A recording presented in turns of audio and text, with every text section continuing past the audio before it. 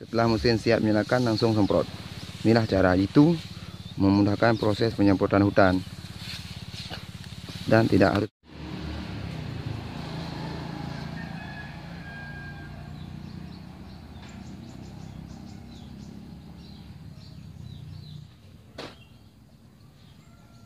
Itu ke hek mudah apa merahai pak na pun. Pun mati. Buta kok. Dia dah mati je dia. Mati dia.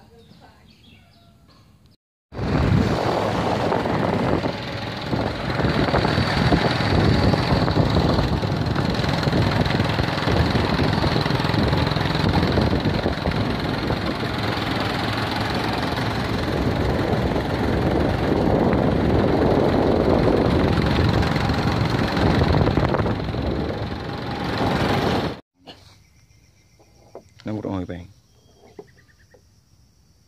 Iya dong dia. Anak puhan itu apa? Gede dia. Dia beu. Dia jauh.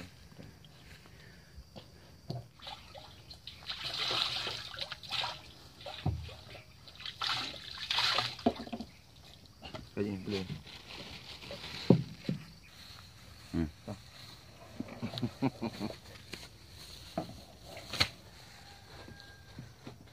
Bude gitu. Paling dia hamenan.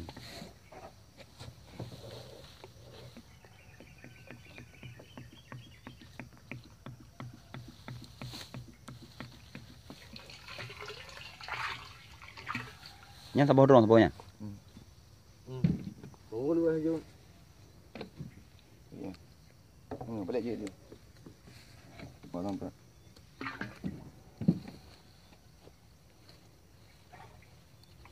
Abi ah, na boleh ya mampret. Aku dah ya ni kan. Wasira apa? Apa dia? Oh, mana boleh api tu dah. Dia itu. Kayaknya.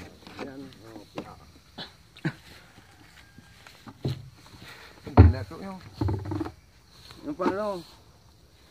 Hanya dah cak ke aja. Dapat mesin ni. Ber ha. Itu buat betul. Tak leh tugas ai.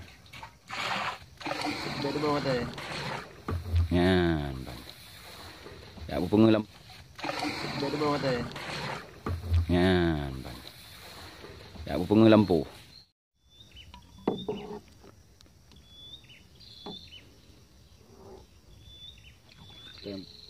Gak mati belum kena pupuk. Okey.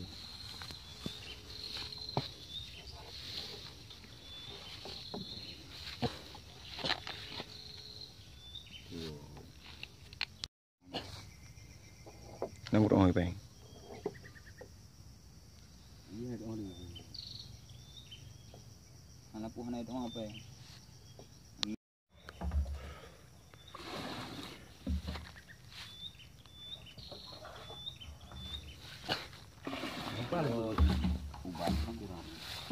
Apa dua boh benar dong.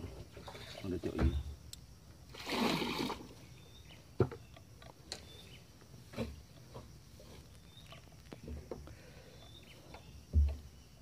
Coba sih. Apa bang? Udah. Udah kerja ini.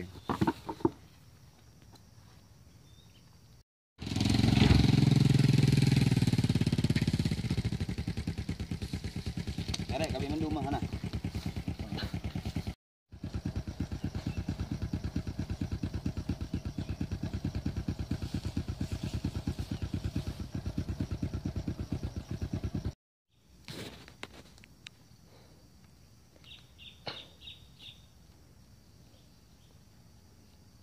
Ni mana? Agak dong. Bukan sama pelon. Kayaknya bang.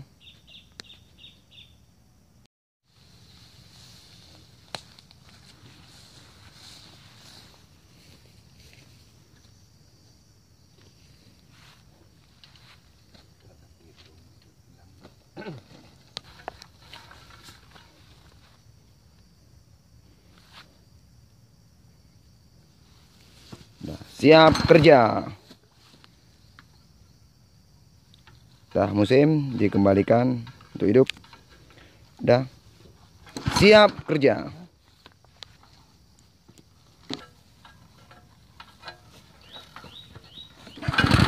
Kerja siap. Mulai beraktivitas. Dah kita kerja. Mesin siap dinyalakan. Sudah digas. Oke, lanjut. Sudah mulai. Oke. Setelah mesin siap menyalakan, langsung semprot. Inilah cara itu memudahkan proses penyemprotan hutan.